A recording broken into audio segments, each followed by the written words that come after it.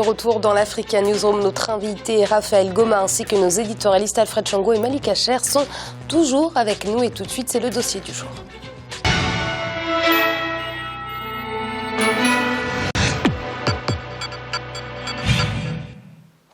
Au Congo-Brazzaville, la diversification économique est au centre des priorités des autorités avec une économie étirée à plus de 70% par le secteur pétrolier. Ça devient une nécessité. Le gouvernement veut multiplier les entrées économiques. Pour y parvenir, plusieurs réformes ont été mises en place. Ces réformes concernent entre autres les secteurs porteurs tels que l'agriculture, l'éducation ou encore l'industrialisation. C'est un sujet qui nous a été préparé par Edlat Mirabel Bissou. La diversification économique, c'est le défi que se lance la République du Congo dans les années à venir.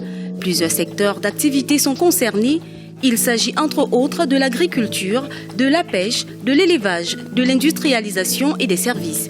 Pour ce faire, la réalisation des objectifs à court, à moyen et à long terme doit aussi passer par la décentralisation. Ceci permettra, selon certains observateurs, la meilleure gestion des richesses et la contribution de toutes les populations au développement économique, selon les besoins et les priorités de chaque partie du pays. La structure géoéconomique centralisée du pays se traduit par une faible inclusion spatiale, même s'il y a eu des avancées grâce aux récents investissements dans les infrastructures.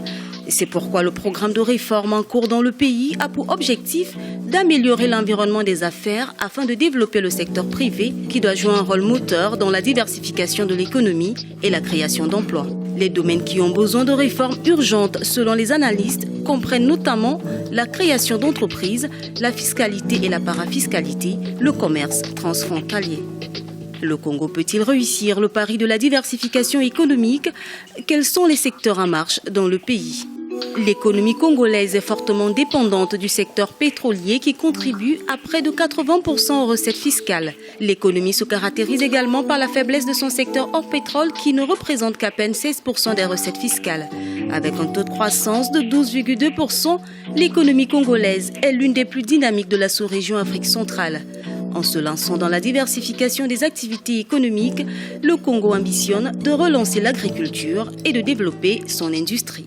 Nous nous sommes appuyés sur le plan national de développement 2012-2016 en vue de relancer l'économie, la restructurer et la moderniser, tout en l'orientant vers l'industrialisation. Le taux de chômage global est de 19,4% de la population active. Ce taux a été évalué à près de 32,6% à Brazzaville et à 31,5% à Pointe-Noire et se situe à 5,8% en milieu rural. Le chômage des jeunes demeure l'épineuse problématique. Il est estimé à plus de 40% dans le groupe d'âge de 15-19 ans et varie entre 20 et 40% avant 30 ans. Le développement des autres secteurs économiques en dehors du secteur des hydrocarbures et la mise en place effective des réformes annoncées par le chef d'État vont sans doute contribuer à la diversification de l'économie nationale. Le premier outil, c'est la création de l'Agence pour la promotion des investissements. Nous avons mis en place un cadre de concertation entre le privé et les pouvoirs publics, qu'on appelle le Haut Conseil du dialogue public-privé. À côté de ça, nous avons amélioré le climat des affaires. Et nous nous sommes donné également des instruments, une loi qui réglemente désormais l'activité industrielle dans notre pays. Un autre instrument qui est l'instrument de la normalisation, donc qui va gérer la qualité. La part du secteur privé reste faible dans le pays. L'économie nationale reste dépendante du secteur pétrolier qui représente 70% du PIB, 90% des exportations et 80% des revenus. Pour ce faire, les mécanismes sont mis en place par l'État pour assurer le développement de ce secteur et diversifier le rendement économique national, notamment en se tournant vers l'agriculture. Nous avons également mis en place des mesures d'incitation pour essayer de développer l'agriculture. Nous avons créé un fonds de soutien à l'agriculture, le FSA, la mécanisation agricole. Moyennant quoi, nous avons créé des unités agricoles en amont qui sont de nature aujourd'hui à permettre en aval la création des unités agro-industrielles. Je crois que les Congolais sont surpris aujourd'hui que désormais nous allons exporter de la margarine très bientôt, d'ici l'année prochaine, que nous allons exporter l'huile de palme, sinon l'huile végétale. Au rang des réformes qui vont contribuer à la diversification de l'économie, la décentralisation. Un développement local qui s'inscrit dans la continuité de celui économique et social. Plusieurs secteurs sont concernés, les institutions administratives, l'éducation, la santé et les infrastructures. Moins de 10% du secteur des services est exploité au Congo. La République du Congo a un potentiel hydroélectrique d'environ 14 000 MW. Le gouvernement multiplie les efforts afin d'augmenter la capacité actuelle et améliorer l'offre en énergie. La production potentielle de bois est de 2 millions de mètres cubes par an. Des mécanismes sont mis en place pour une exploitation rationnelle des essences nationales. La forêt représente 6% du PIB. Nous convenons que cette part est encore faible. Mais parce que le pétrole occupe une très grande part du PIB. Ce n'est pas mauvais, ce n'est pas de la concurrence, mais nous aimerions élever la contribution économique du secteur forestier. Plus de 60% du budget du Congo est adossé sur les rentrées pétrolières. Il s'agit d'un secteur qui ne crée pas beaucoup d'emplois étant donné que le pétrole est une activité offshore qui a très peu de liens avec l'économie locale. La diversification de l'économie congolaise est un levier essentiel de sa croissance future et représente aujourd'hui l'objectif principal du gouvernement. Le Congo doit donc diversifier son économie s'il veut lutter efficacement contre la pauvreté, car des secteurs comme l'agriculture et l'agroalimentaire sont créateurs d'emplois. Pour ce faire, la construction des infrastructures et l'industrialisation se présentent comme des leviers de développement. Avec un sous-sol riche en minerais, le gouvernement congolais, en multipliant les secteurs d'activité dans plusieurs domaines, va sans doute atteindre son objectif de diversification économique. Monsieur Goma, c'est un défi africain, la diversification économique. Est-ce que le Congo a réellement pris des mesures pour au moins amorcer cette diversification ? Abira, permettez-moi de dire d'abord que, vous savez, l'éducation, je crois qu'elle est au centre de la problématique de développement pour un pays. Et l'éducation est à la base même du développement. Aujourd'hui, le système éducatif congolais est déliquescent. Il n'y a pas de corrélation entre l'éducation, la formation et l'emploi. Je vous cite un simple exemple. Il n'y a pas très longtemps, je crois que c'est la semaine dernière, 3 ministres ont été séquestrés dans une localité qui s'appelle Loudima. Pour la simple et bonne raison que les étudiants qui sont dans cet institut, c'est l'institut, l'institut professionnel en agro-industriel. C'est-à-dire qu'on forme des agronomes là-bas. L'État congolais est partenaire avec un autre pays africain, sauf que la part de l'État congolais n'est jamais versée. Alors, comment voulez-vous qu'on parle de levier pour pouvoir, disons, diversifier et développer l'économie congolaise? Il est vrai que l'économie congolaise est basée sur, disons, la manne pétrolière, alors que nous avons des richesses. Ils ont su le dire. Il y a l'agriculture, il y a des terres qui sont riches. Mais rien n'est fait dans ce sens, sinon que des incantations. Quand je suis l'inamovible ministre de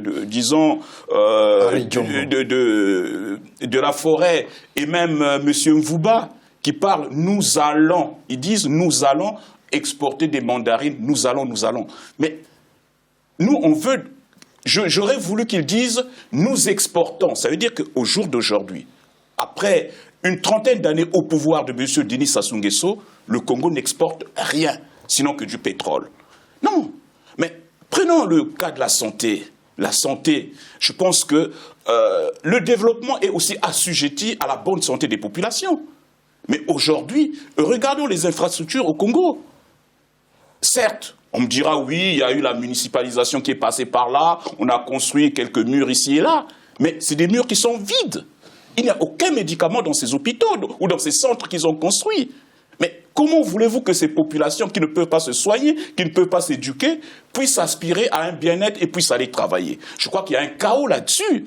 Je crois que si j'avais une note à mettre, comme mes étudiants aiment le dire, je dirais, peut mieux faire, mais doit être réorienté, c'est-à-dire aller chercher ailleurs que de briguer encore un autre mandat. Et je terminerai en disant, permettez-moi, puisque j'ai cette occasion, aujourd'hui, M. Denis Sassou Nguesso, qui dit qu'il a un bilan positif, ne veut pas que d'autres viennent le concurrencer sur son terrain.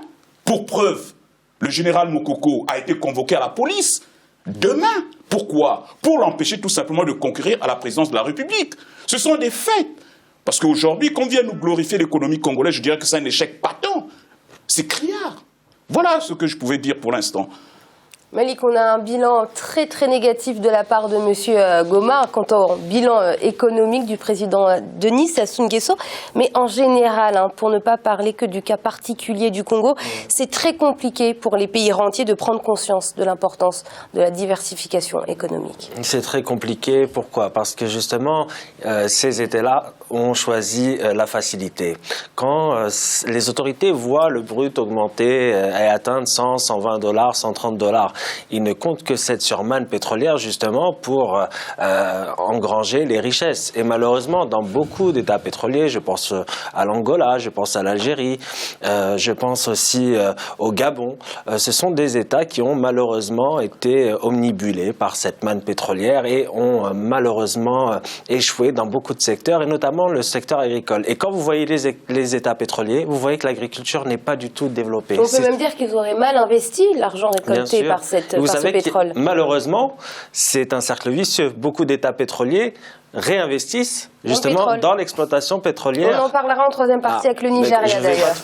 Ne me spoiliez pas. Je vais aller doucement sur ce sujet-là, alors si on en parlera, mais effectivement, donc, cet argent est massivement, malheureusement, réinvesti dans ce secteur-là. Et vous faites allusion au Nigeria, et c'est aussi ce problème-là qui se pose au Nigeria. Donc cette puissance agricole quand même, parce que le Congo est situé dans une zone riche en précipitations, où l'agriculture peut être dynamisée davantage, c'est un géant agricole qui s'ignore. Alfred, est-ce que cette chute du cours du baril a-t-elle justement permis au Congo de prendre la pleine mesure de la situation ? Je ne sais pas, Mira, si Denis Sassou Nguesso a pris la mesure de la chose, mais la plupart de ces pays, effectivement, aujourd'hui, puisque le cours a chuté de près de 70%, donc toutes les prévisions budgétaires qui ont été faites ont été revues à la baisse considérablement. Donc ils ont pris effectivement conscience de la fragilité de cette rente-là, de cette manne-là, et de la volatilité des marchés. D'ailleurs, après la dernière réunion de l'OPEP, l'Arabie Saoudite a décidé de maintenir sa production au plus bas, et donc du coup les cours vont continuer à stagner. Et donc s'il y a stagnation, il n'y a pas de rentrée de devises, il n'y a pas de rentrée de recettes pour le pays, et donc ça complique justement l'équation du développement, des investissements au niveau du pays. Alors pour le Congo-Brazzaville, comme pour tous les autres d'ailleurs, ils prennent conscience de cette vulnérabilité que quand il est trop tard. Et effectivement, depuis plusieurs années, les cours ont monté jusqu'à 120 $ le baril. Ça aurait pu permettre justement une prise de conscience en amont pour réinvestir dans l'agriculture. Et effectivement, non seulement dans l'agriculture, mais dans d'autres secteurs comme la pêcherie, comme l'agro-industrie. Mais Goma parlait justement de l'éducation, de l'enseignement, c'est l'une des bases, la santé importante. On aurait pu investir dans tous ces secteurs-là.